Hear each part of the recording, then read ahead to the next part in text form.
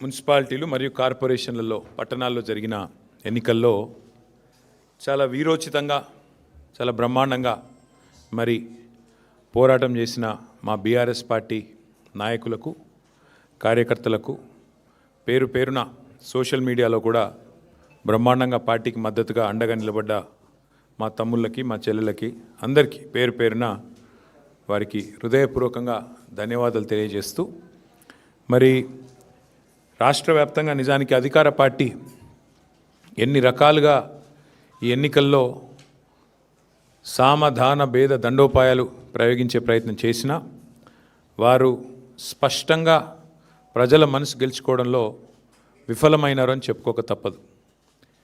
మరి సాధారణంగా ఎన్నికలు మీరు ముఖ్యంగా పంచాయతీ ఎన్నికలు కానీ మున్సిపల్ ఎన్నికలు కానీ చూస్తే అధికారంలో ఉన్న పార్టీకి ముఖ్యంగా ఇంకో 2-3 ఏళ్ళు ఉండే అవకాశం ఉన్నప్పుడు, అధికారంలో కొనసాగే అవకాశం ఉన్నప్పుడు మరి ఇది అధికార మార్పిడి కోసం జరిగేది కాదు కదా అనే ఆలోచన ఈ మధ్యన దేశవ్యాప్తంగా ప్రజల్లో కనబడుతూ ఉన్నది. కానీ దానికి భిన్నంగా తెలంగాణలో మీరు చూసినట్టయితే మొన్న పంచాయతీ ఎన్నికల్లో 2 ఏళ్ళు తిరగకముందే కాంగ్రెస్ పార్టీకి ప్రజలు బుద్ధి చెప్తూ దాదాపు 40% గ్రామ పంచాయతీలు బీఆర్ఎస్ పార్టీ కట్టబెట్టారు.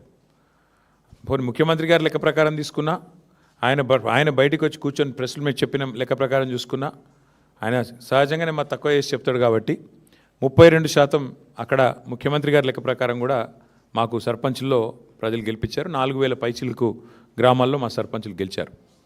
అట్లాగే ఈరోజు మున్సిపల్ ఫలితాలు చూస్తే కూడా డెఫినెట్గా గతంలో ఎవరెవరైతే ఏదేదో మాట్లాడినారో వారందరూ నోళ్ళు మూతలు పడే విధంగా ఇవాళ మరి మెరుగైన ఫలితాలే సాధించాము. ఓవరాల్గా చూసుకున్నట్టయితే నాకున్న ఇన్ఫర్మేషన్ మేరకు 2580 చిల్లర వార్డులలో పోటీ అయింది.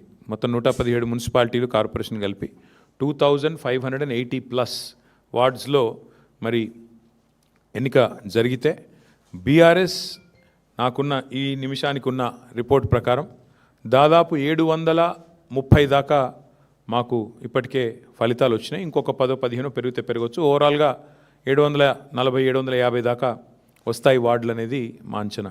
అంటే దాదాపుగా మీరు చూసుకున్నట్టయితే ఒక 30% పైగానే ఇక్కడ కూడా ఫలితాలు వచ్చినాయి. దానికంటే కూడా ముఖ్యంగా చాలా వీరోచితమైన పోరాటం. నిజంగా చెప్పాలంటే కొన్ని చోట్ల ఇవాళ అధికార పార్టీ తట్టుకోలేక ఇవాళ గద్వాలలో ఒక వార్డులో 4 సార్లు రీకౌంటింగ్ చేయించారు. అంటే కాంగ్రెస్ గెలిచేదాకా రీకౌంటింగ్ చేసి ఆఖరికి ఒక ఓటుతో గెలిచిందని చెప్పి అధికారులను అడ్డం పెట్టుకొని గద్వాలలో ఒక వార్డు నెగ్గే ప్రయత్నం చేసినారు. వర్ధనపేటలో ఈ నిమిషానికి మనం ఇక్కడ మాట్లాడుతున్నాం, అక్కడ ధర్నా నడుస్తుంది. మా కౌన్సిలర్లను ఎత్తుకొని పోయి గెలిచిన కాడ రీకౌంటింగ్ 4 సార్లు చేసి అక్కడ కూడా ఇదే ప్రయత్నం. చౌటుప్పల్లో ఇదే రకమైన ప్రయత్నం. అంటే అధికారులను, అధికార యంత్రాంగాన్ని, అధికార బలాన్ని అడ్డం పెట్టుకొని గెలిచినమా అంటే గెలిచినాం అనిపించుకోవడానికి సాంకేతికంగా నానా తంటాలు కాంగ్రెస్ పార్టీ పడతా ఉన్నది. అయినప్పటికీ నాకున్న ఇన్ఫర్మేషన్ ప్రకారం మొత్తం 117 మొత్తం పట్టణాల్లో జరిగిన ఈ ఎన్నికల్లో మాకు ప్రత్యక్షంగా డైరెక్ట్గా అంటే ఎవరి అవసరం లేకుండా నేరుగా దాదాపు 15-16 నేరుగా గెలుస్తున్నాము. పరోక్షంగా ఎందుకంటే అక్కడ మేము సింగిల్ లార్జెస్ట్ పార్టీగా ఉన్నాం, అక్కడ కూడా ఇంకో దాదాపు 10-15 చోట్ల అవకాశాలు ఉన్నట్టుగా నాకు సమాచారం ఉంది. చూద్దాం మరి ఇప్పుడు అల్టిమేట్గా 16 తారీఖు నాడు అన్ని విషయాలు తెలుస్తాయి. అయితే ఇక్కడ ఒక్క విషయం మాత్రం చెప్పాలి. నిన్ననే మా శ్రీనివాస్ యాదవ్ గారు నిన్ననే చెప్పారు, 2020లో ఆనాడు మున్సిపల్ ఎన్నికలు జరిగితే మొత్తం 130 మేయర్లకు, చైర్పర్సన్లకు ఆ రోజు మున్సిపల్ ఎన్నికలు జరిగినాయి. టీఆర్ఎస్ పార్టీ ఆ రోజు డైరెక్ట్గా 122 టీఆర్ఎస్ గెలిస్తే మున్సిపాలిటీలు, అదేవిధంగా కార్పొరేషన్లు, కాంగ్రెస్ 4 గెలిచింది, బీజేపీ 2 గెలిచింది, ఎంఐఎం 2 గెలిచింది. ఇది ఆ రోజు లెక్క 2020. మరి ఈరోజు ఇప్పుడే నేను మేము ముందు పెడుతున్న లెక్క చూస్తే ప్రత్యక్షంగా డైరెక్ట్గా మేము ఇప్పుడు 15 పైన గెలవబోతూ ఉన్నాము. దాంతోపాటు పరోక్షంగా అంటే మేము సింగిల్ లార్జెస్ట్ పార్టీగా ఉన్న కాడ మరి దాదాపు మరో 10-15 చోట్ల మాకు చాయిస్ ఉంది, అవకాశం ఉంది. కాబట్టి ఓవరాల్గా చూసుకుంటే 117లో డెఫినెట్గా మంచి ఫలితాలు వచ్చినట్టుగానే మేము భావిస్తూ ఉన్నాం. అయితే సరే ఇక డబ్బు, మద్యము, అధికార యంత్రాంగ దుర్వినియోగము ఇవన్నీ కూడా తారాస్థాయికి చేరినాయి.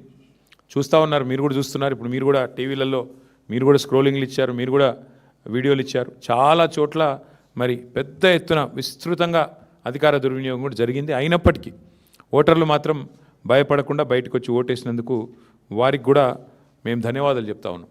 సరే, అక్రమాల ద్వారా ఇక మొదలుపెట్టినారు ఆల్రెడీ. బేరాలు, బేరసారాలు, ఎత్తుకుపోవడాలు, పోలీసులను పంపించి బెదిరించడాలు ఇవన్నీ మొదలైనవి ఆల్రెడీ రాష్ట్ర వ్యాప్తంగా. ఎట్లా గెలిచిన దాన్ని, మా దగ్గర గెలిచిన దాన్ని కూడా లాక్కునే ప్రయత్నం కూడా చేస్తూ ఉన్నారు. అయినా కూడా పర్వాలేదు, కొట్లాడతాం. అయితే మాకు సంతోషకరమైన విషయం ఏమంటే సింగరేణిలో జరుగుతున్న బొగ్గు కుంభకోణం ఏదైతే ముఖ్యమంత్రి గారి బావమరిది కీలక పాత్రధారిగా, ముఖ్యమంత్రి బావమరిది కింగ్ పిన్గా సింగరేణిలో ఏదైతే 6,000 కోట్ల కుంభకోణాలు చేసినారని మేము బయట పెట్టినామో, దాని తర్వాత మాతో పాటు CPI communist party of India కలిసి వచ్చి మాకు చెన్నూరు నియోజకవర్గంలో క్యాతన్పల్లి మున్సిపాలిటీలో మాతో పాటు కలిసి ప్రచారంలో పాల్గొనడమే కాకుండా సీతారాములు గారు ఈరోజు ఆ మున్సిపాలిటీ కూడా మేము గెలుచుకున్నాం.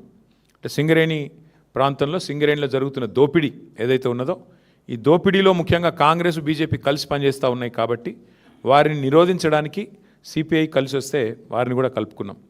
ఇక్కడికి వచ్చే ముందు మిత్రులు కొత్తగూడెం శాసనసభ్యులు రాష్ట్ర సిపిఐ సెక్రటరీ సాంబశివరావు గారితో కూడా నేను మాట్లాడాను. కొత్తగూడెంలో కూడా ఈరోజు హంగ్ వచ్చింది.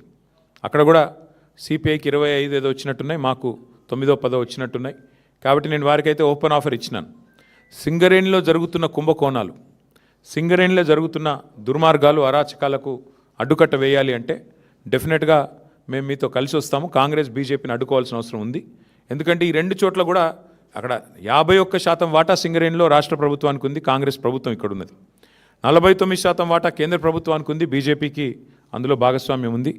ఇన్ని అక్రమాలు జరుగుతున్నాయని చెప్పి మేము గొంతెత్తి ధర్నాలు చేసి క్షేత్రంలో ఘోషించి ప్రెస్ మీట్లు పెట్టి గవర్నర్ని కలిసి ఇంత హంగామా చేస్తే మరి ఇంతవరకు అటు కాంగ్రెస్ చప్పుడు చేయదు, ఇటు బీజేపీ చప్పుడు చేయదు. అందుకే మిత్రులు సిపిఐ రాష్ట్ర సెక్రటరీ మరి సాంబశివరావు గారికి నేను ఫోన్ చేసి చెప్పాను, మీరు కనుక తీసుకోవాలనుకుంటే కొత్తగూడెం కార్పొరేషన్ మీరు తీసుకోండి, మేము మద్దతు ఇస్తాం ఓపెన్గా అని చెప్పి కూడా వారికి చెప్పడం జరిగింది. ప్యూర్లీ ఒకటే ఉద్దేశం, సింగరేణిలో జరుగుతున్న దోపిడీని సింగరేణి కేంద్రంగా ఉన్న కొత్తగూడెంలో తప్పకుండా అక్కడ మరి కాంగ్రెస్ బీజేపీని ఎండగట్టాలన్న ఉద్దేశంతోనే ఈ ఆఫర్ కూడా మేము ఇచ్చాము. అట్లా కలిసి వచ్చే లౌకిక పార్టీలు ఉంటాయి, చాలా రకరకాల కాంబినేషన్స్ ఉంటాయి. ఇవన్నీ కూడా చూసిన తర్వాత మేమైతే డెఫినెట్గా గట్టిగా పోరాడినాము. గట్టిగా క్షేత్రస్థాయిలో మా నాయకులు, మా కార్యకర్తలు కూడా బలంగా కొట్లాడారు. మంచి భవిష్యత్తు ఉంది అనడానికి. అట్లాగే ఈరోజు మరి ప్రధాన ప్రత్యామ్నాయం, ప్రధాన ప్రతిపక్షమే ఈ రాష్ట్రంలో. కాంగ్రెస్తో పోరాడగలిగిన శక్తి, కాంగ్రెస్ను గద్దెదించే శక్తి, బీజేపీని నిరోధించే శక్తి ఖచ్చితంగా బీఆర్ఎస్కు మాత్రమే ఉంది అని మొన్న పల్లెల్లో జరిగిన ఎన్నికలు, ఇవాళ పట్టణంలో జరిగిన ఎన్నికలు తేల్చి చెప్పాయి. పల్లెల్లో 4,000 పైచిలకు సర్పంచులు గెలిపించారు ప్రజలు. మరి అట్లాగే పట్టణంలో కూడా ఈరోజు చూస్తే దాదాపు 730-740 వార్డులు గెలిచి అక్కడ ఇక్కడ రెండు చోట్ల కూడా ప్రధాన ప్రతిపక్షం కేవలం బీఆర్ఎస్ మాత్రమే, పోరాడే సత్తా ఉన్న పార్టీ బీఆర్ఎస్ మాత్రమే. రెండు పార్టీలు, ఒకటి ఢిల్లీలో అధికారంలో ఉంది, ఇంకోటి రెండోది రాష్ట్రంలో అధికారంలో ఉంది. కానీ ఈ రెండు పార్టీలు ఉన్నప్పటికీ, ఎన్ని రకాల కుయుక్తులు పనినప్పటికీ బీఆర్ఎస్ఏ, కేసీఆర్ గారి నాయకత్వమే ఈ రాష్ట్రానికి శ్రీరామ రక్ష అని చెప్పి మళ్ళీ ఒకసారి అటు పల్లెల్లో ఇటు పట్టణంలో ప్రజలు తేల్చినట్టయింది. మరి ఇదే ఉత్సాహంతో రేపు హైదరాబాద్ కార్పొరేషన్ కానీ, మిగతా కార్పొరేషన్ వరంగల్, ఖమ్మం కానీ, అట్లాగే జిల్లా పరిషత్ ఎన్నికలు పెడితే వాటిలో కానీ ఇదే ఉత్సాహంతో ముందుకు పోతాం. డెఫినెట్గా ఎక్కడెక్కడైతే ఈ దుర్మార్గాలు, అరాచకాలు జరిగినాయో వీటిని వదిలిపెట్టం. అవసరమైతే వాటి మీద న్యాయ పోరాటం చేయడం, వాటి మీద ఇంకా ఎట్లాంటి వ్యూహాలు అవలంబించాలో అవన్నీ కూడా పార్టీలో చర్చించి నిర్ణయం తీసుకుంటాం. కానీ మళ్ళొకసారి మా కార్యకర్తలకి, నాయకులకి, మాకు సపోర్ట్ చేసిన ప్రజలకి, మాకు ఓటేసిన ప్రజలకి చాలా స్వల్పమైన తేడాతో ఓడిపోయాం. కొన్ని చోట్ల 1 ఓటుతో, అర ఓటుతో ఇట్లా రకరకాలుగా జరిగినాయి.